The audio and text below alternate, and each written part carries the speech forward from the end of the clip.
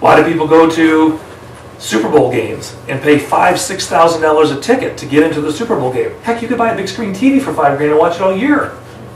But they want to be there with the energy. Isn't that cool? So if I get out of my car and I walk up to somebody's home and I knock on the door, "Hi, how are you? I'm so glad I'm here." They're like, "Just keep going." So you got to have energy. All right, so turn to the person right and left, sit in the chair, don't get all excited on them. Give them some energy. Give them your energy look.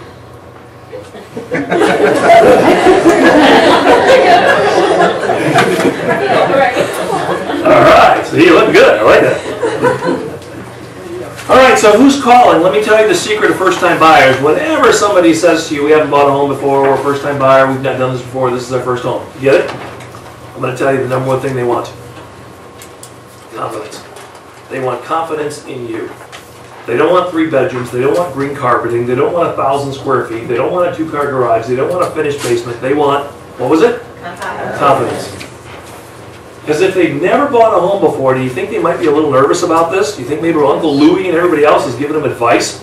Never pay full price, never do this, don't do that, don't be dumb. Okay? Yes? Yep. So when a buyer calls in, okay, your first name? L'Oreal. L'Oreal?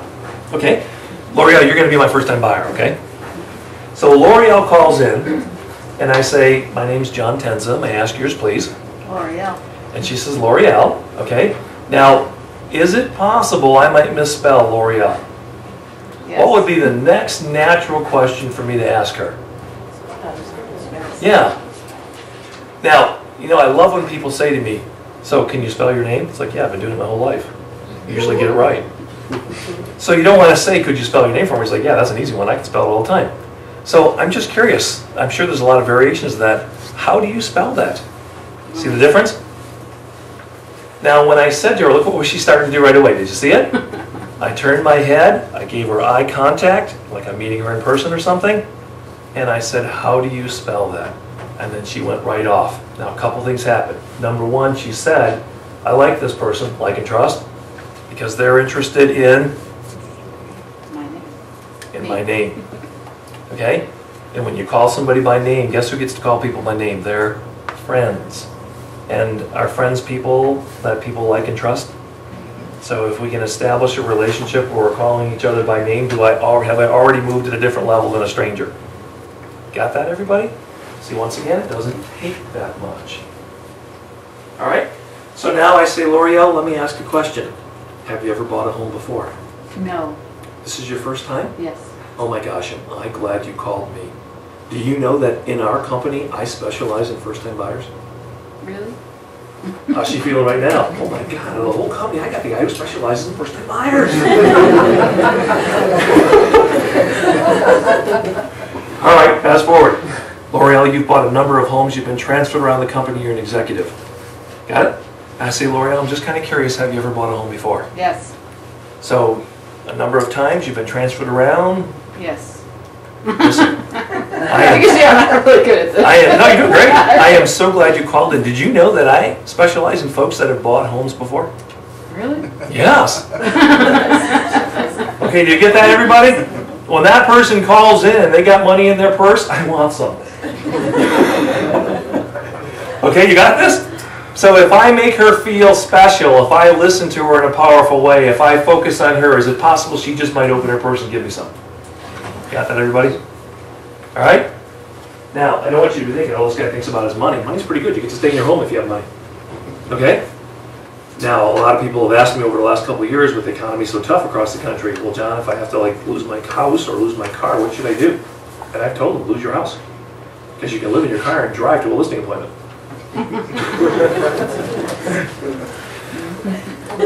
Ultimately, we don't want you to lose any of it, okay?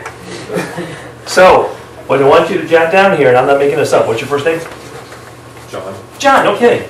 Like John with a J-O-N or the old style? With The old style. All right. All right, what does it say? First-time buyers, what do you got to do? Buy with? Buy with confidence. Confidence. Experienced buyers are looking for something? Special. Okay, jot that down. First-time buyers want confidence. Experienced buyers want something special. Okay? And here's how it sounds, Carl. So, Carl, I get that you've bought a couple of homes before. This isn't your first time around the block. Let me ask you, are you looking for something special this time around? Well, you could say that. And I will tell you exactly what Carl said. 100% of the time, they're gonna say, yes, we are. Okay, so first-time buyers want confidence, you're gonna take care of them. Experienced buyers are looking for something special. Isn't that interesting? So right off the bat, John said, I want you to help people here learn how to convert, be much better at conversion. Do you see these secrets? Aren't these cool? Okay? Now, this didn't just come to me, okay? I wasn't born like this.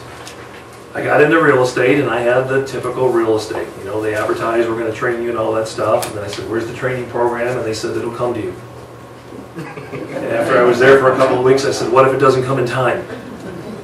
Okay? And then I realized the broker at that company was too busy to train me. He wanted to, he was just too busy. And so I started signing up for seminars and classes and buying books and listening to, back then, cassettes, now CDs and MP3s and stuff. Okay? And what's interesting is, there was a group of us, and I started my business out of Taylor, Michigan, downriver. And there was a group of us that signed up for this course, and this guy was charging, back in 1979, $790 for a 4-day course.